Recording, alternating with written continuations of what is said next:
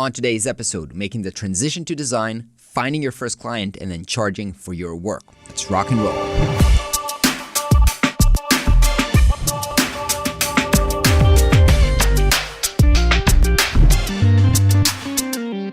Hey everybody, what's up and welcome back to another episode of Ask Run. If you want to make sure that your answers are answered on the next episode, make sure that you follow on Instagram and then post your questions there when I'm asking for them. Let's dive into the first question. So this one is from Harold. How do you pivot from computer science to UX design? Okay, so I think there's two aspects into making this transition, and I know a lot of people who've made kind of career switch. So you have to think in kind of like, if I would go to university, what were the two things that I would get there? And I think the two things are you'll get knowledge, practical knowledge about the craft, and then you'll gain network. So you'll know other people who are doing the same thing, who are on the same journey. And by knowing them and by hanging around with them, you'll be exposed to opportunities and you'll be better. And that's the way kind of into this industry. And so those are the two things that you need to consider, Harold. You need to think about how do I get the knowledge and how do I build the network? Now, there's tons of free resources online. You can Google, you can start learning online.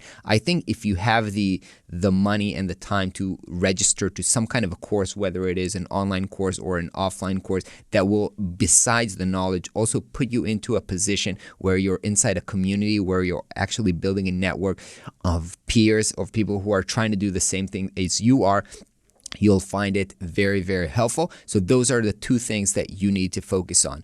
Building your network and building your actual knowledge, whether you do it in one system, such as going to a course, or you can do it separately by just Googling online, reading about UX design, and then going maybe to local events about UX design. You can do it separately or you can do it together. Your choice. That's how I would transition.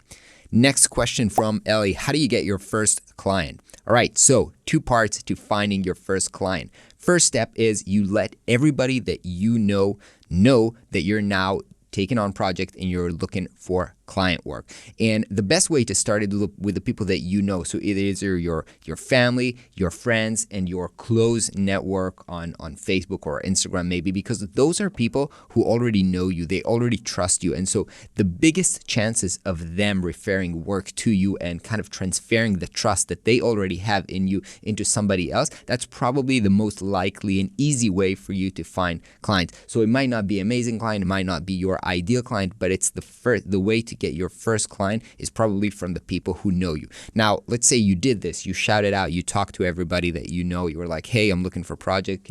Do you have somebody that you think can be a good fit for me? You let everybody know and still nothing's up. Time to take the second step, which is go look for people who are actively looking to hire for what you're trying to sell at the moment. So assuming, let's say that you want to sell web design. So where do people hire for web design? It can be on platforms such as Upwork, but it can also be a lot of job boards, a lot of freelancer platforms where people have published, I am currently looking to hire for a freelancer. And that's very easy because, they already stated their intent to hire somebody. Now you only need to go there and prove that you might be the right solution. Now it is your first project, so you'll probably have to sell yourself. I don't know if it's with a lower price or with the ability to do more than other people who have better experience. You'll have to sell yourself, but that's how I would go and find my first client.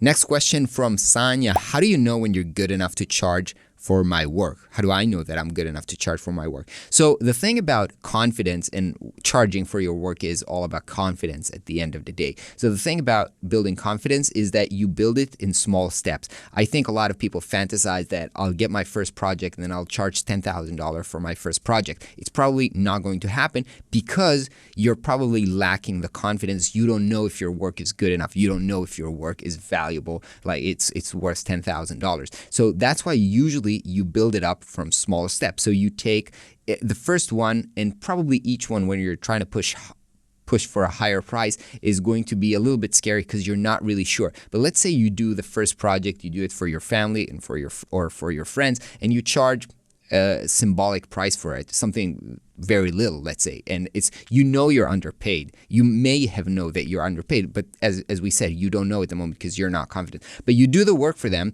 and then you see that you did good work for them, and now you're feeling like, oh man, they only paid me $50, they only paid me $200 for this, and obviously it gave them a lot of value. Now, when you have that feeling that you're underpaid, that's how you build confidence, because now you're like, yes, I was able to do that. I was able to do it on time. I was able to do good work for them. I should probably charge more.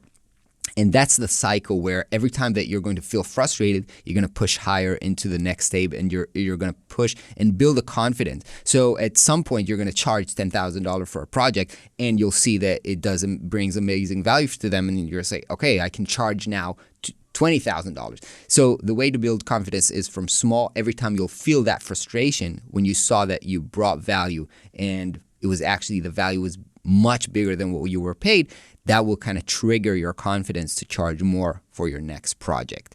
Next question from Bravenbot. Polite method to stop clients from talking for hours without pause. Okay, this happened to me, so I know, I feel your pain. Now, there's two times when that happens. First of all, maybe it happens on a meeting or in a workshop. You're trying to run a meeting, you're trying to do something together with a client meeting, and then they just start talking and talking and talking. In this case, I like to set kind of expectation at the beginning of the meeting. I'm saying, hey, we only have 1 to 3 hours today, so I will have to be mindful of our time. So at some point, maybe if I want us to move forward, I'll have to stop you and move to the next topic that we have to discuss. So I set this expectation at the beginning of the meeting, and then I'll be able to interrupt them, and it won't be polite because I already set the expectation that we need to go over through all this agenda, and we only have 1 hour for it, so we have to progress.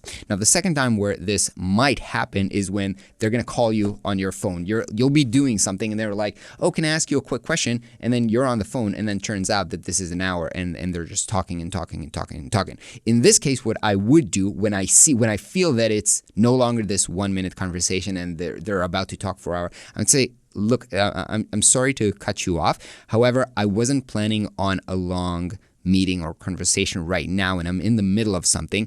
I see this as important. Let's schedule 1 hour, 2 hour, how much is necessary for this conversation, so we'll be able to discuss it, and I'll be able to be patient and spend the time with you to make sure that you can say everything that you want to me. Now, it is a good thing to let clients talk, and at the end of the day, they're paying you to listen, and you want to be able to listen. You just have to make sure that you're being paid, and you calculate that time that you're spending with them. But assuming you're getting paid for this, I suggest that you listen, even if they want to talk forever. However, in those two situations, either in meeting or unplanned call, you have to set the expectations and make sure that they understand that when they want to talk, they need to schedule specific time for us to talk. Otherwise, we're working under deadlines, and we have to make sure that both of us get to do what we need to do at the end of the day. All right, next question from Josh. What's your secret sauce for proposals? My secret sauce for proposals is two secrets. I see that every question today has two parts to it. It's very funny. The secret sauce for proposal is 1, do not surprise people in your proposal. Make sure that when people see your proposal, they're not like, oh my God, that's $30,000 for a website. No, you don't want them to be surprised when they see your proposal. That's why in the meeting or the discussion before the proposal, you already set expectation. It's going to be between this and this. And when they see the proposal, it's like, yeah, that's what he was talking about. So they're not surprised. So the secret number 1 to good proposals is proposals should not surprise your clients. Everything that's on the proposal is just a summary of what you've already discussed with them and came to agree. You want to, if there's a problem with the price, you want to understand on the call or in the meeting, not when they're getting, where you can talk to them about it, whether when they're just seeing it on their computer or something like that. The second point of great proposals is they should be short. Nobody likes to read like long legal documents at the moment. If you want to send a contract, like full-on contract, send it later on. Actually, for me, I'm just sending a very short proposal. But some people want to send a long legal contract. That's okay. But when it comes to proposals, nobody wants to read now something like very, very long. So try to keep it short. Try to keep it a one-pager. If you can fit your proposal within a 1 A4 page, that's going to make sure that increases the likelihood of it being read and accepted. Next question, again from Brave and But. How do you handle unrealistic goals from client? So we go back to setting expectations. When you see that a client has unrealistic expectations, you have to tell them out front, look, this is unrealistic. This is not going to happen. Now, it can be unrealistic in terms of it's unrealistic within this time frame. It's unrealistic on this budget, or it's just unrealistic, like it's not even possible to do. Now, depending on what is the case, you can tell them, look, those are the constraints. It's unrealistic because of X, Y, Z. Maybe they want to change the constraints. Maybe they want to add money. Maybe they want to add time to the project, and then things become more realistic. If they're just asking something which is just literally not possible and unrealistic, like I want to build like a 20-page website by tomorrow, then you can just say, look, this is unrealistic. But you want to make sure that it's very, very clear that this is not going to happen. Because you're trying to be polite and you're trying to be nice to them, you're not going to say something. You're just going to delay their dissatisfaction and, they're being frustrated from not getting what they want. You have to be very, very upfront at the beginning. When you see something is unrealistic, raise the red flag immediately. This is not going to happen. Just make sure you can be polite about it. You can say, look, this is just unrealistic, but you have to say this. It might be a little bit confrontational and you feel bad about. We as people, we hate saying no to people because we're afraid that if we're saying no to somebody, they're not going to love us anymore. So that's why it's hard for us to say no to somebody. But you have to be strong and you have to tell them, look, this is not going to happen, even though it's a little bit painful, even though it's a little bit feels confrontational, because otherwise both of you are going to suffer. You're going to feel like you're doing something when you know you're about to fail. They're going to be pissed off or disappointed when they're, maybe they don't even know that their goal is unrealistic and they're just going to be disappointed. So make sure you clarify expectations at the beginning of the interaction. Next question from Muhammad. What do you do to convince a client to raise their budget? The thing that you can do to convince a client to raise their budget is actually make them so in love with the solution that they're actually willing to pay more. I think the best example of this is actually Apple iPhone. I mean, if you would ask somebody what's their budget to buy a phone, I'm pretty sure they'll go with something lower than paying excessive amounts of money for this. But why do we pay money for this? Because Apple does a fantastic job in getting us to fall in love with the product. Maybe it's because the product is beautiful. Maybe it's because of the marketing. Maybe it's because of the story. But it's so ingrained in us. I mean, they've built this love and passion, and we want this. The desire for this thing is so strong that we now know that, fuck it, I'll pay with a payment plan. I'll pay more than I plan because I want that thing. If you can create that craving and desire in your clients for the thing that you're doing, you can just say, look, what you want costs $10,000.